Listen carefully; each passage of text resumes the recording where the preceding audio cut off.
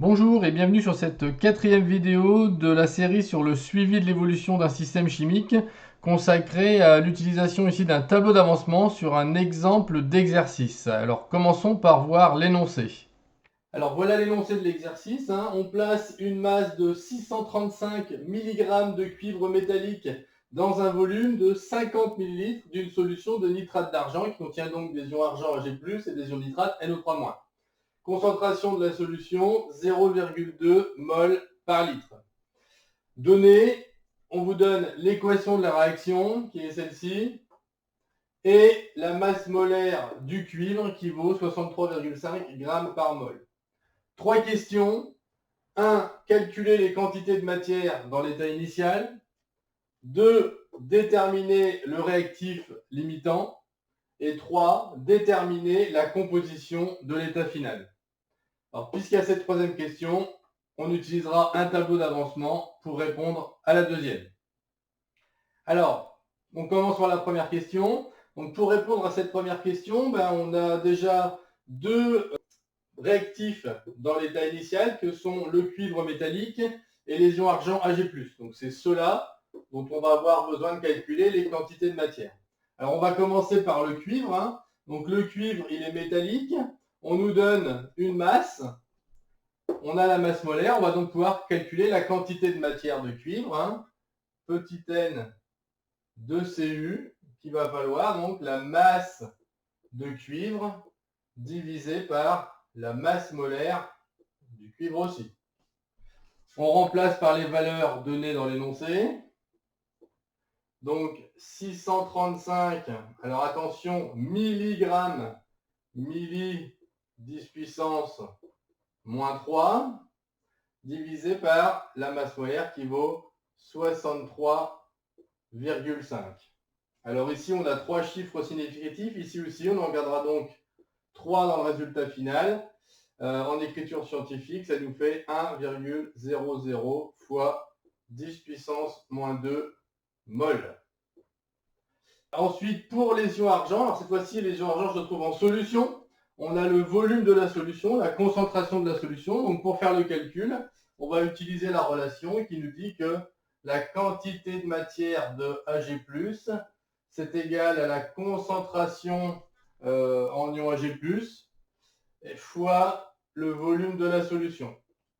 On remplace par les valeurs ici, donc 0,20 fois la volume. Alors attention, le volume ici est donné en millilitres, la concentration est en mol par litre. On va donc convertir, comme tout à l'heure, 50 milli, que ce soit des litres ou des grammes, les millis, c'est toujours les mêmes, 10 puissance moins 3. Alors cette fois-ci, on a deux chiffres significatifs, on en garde donc deux, 1,0 fois 10 puissance moins 2 mol. Voilà pour la première question. Alors, deuxième question, donc déterminer le réactif limitant. Donc, on a fait le tableau d'avancement. Donc, on retrouve évidemment l'équation ici, dans la première ligne. On va faire l'état initial, en cours et l'état final. Donc, l'état initial, on va reprendre ce qu'on a trouvé tout à l'heure. Donc, la quantité de matière de cuivre qui vaut 1,00 fois 10 puissance moins 2 mol. Donc, cuivre, on le met ici.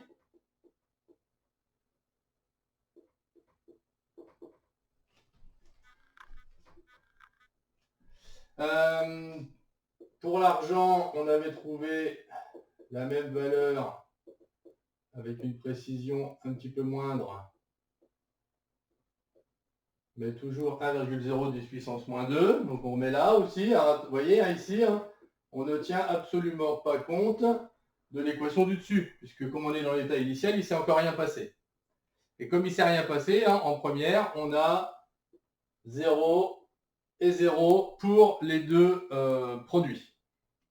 Alors, à un état donné, repéré par l'avancement X, on rappelle que l'avancement X, ça correspond à ce qui s'est consommé ou formé pour un réactif ou un produit avec un coefficient de 1. Donc ici, on en a 1, par exemple, c'est le cuivre. Donc c'est exactement X, ce qui s'est consommée à ce moment de la réaction. Donc on réécrit la valeur initiale, moins, puisqu'on est sur un réactif, donc ça va disparaître, X.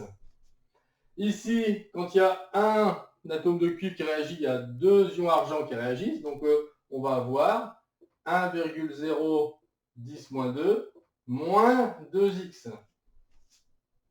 Là, 0 plus x, donc ça fera x.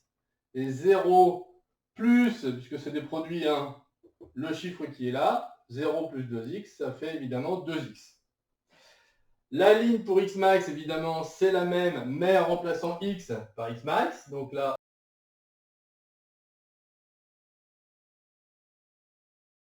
alors une fois qu'on a fait le tableau d'avancement, l'objectif est de déterminer le réactif limitant. Donc pour ça, hein, il faut résoudre 2 équations. Hein. Donc celle la première ici pour le cuivre, donc 1,010-2 moins xmax égale 0 et 1,010-2 moins 2x max égale 0 pour les ions argent, afin de déterminer lequel arrive à 0 en premier. Pour le cuivre, on trouve x max, il suffit de faire passer x max de l'autre côté, on ajoute plus x max de chaque côté, on a x max égale 1,0010-2 mol. On rappelle que x, l'avancement, est en mol. Et pour l'argent, pour les ions argent, x max, donc on aurait dans un premier temps 2x max égale 1,010-2, et donc x max égale 1 divisé par 2, 0,5, 10-2 mol. Alors, quelle est la valeur la plus petite, hein, on garde la valeur la plus petite, c'est celle-ci, qui correspond donc à la ligne des ions argent. Ce sont donc les ions argent qui sont réactifs limitants.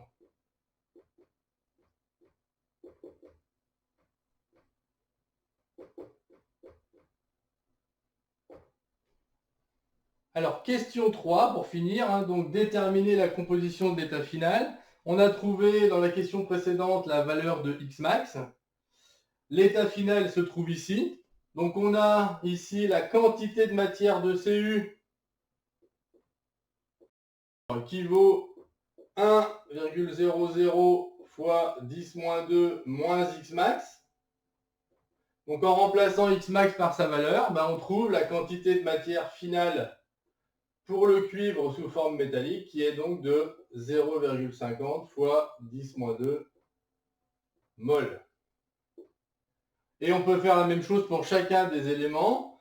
Donc l'ion argent, évidemment, on peut refaire le calcul, mais on a montré juste avant que c'était le réactif limitant, donc il n'y en a plus. Hein. Et combien a-t-on obtenu de produit? Donc la quantité de matière de Cu2+, en solution, donc Cx max, c'est-à-dire 0,50 fois 10 puissance moins 2 mol. Alors vous aurez remarqué que j'utilise soit le point, soit le choix, hein, c'est exactement la même chose. Et enfin, la quantité de matière argent formée qui va être donc 2x max, c'est-à-dire 2 fois 0,5, c'est-à-dire 1,010-2 mol. Voilà. Donc là, on a répondu aux 3 questions. Alors, une question après pourrait être calculer la masse d'argent formée. Hein, donc, il suffirait de faire petit n égale petit n fois grand M, hein, la quantité de matière fois la masse molaire de l'argent, par exemple.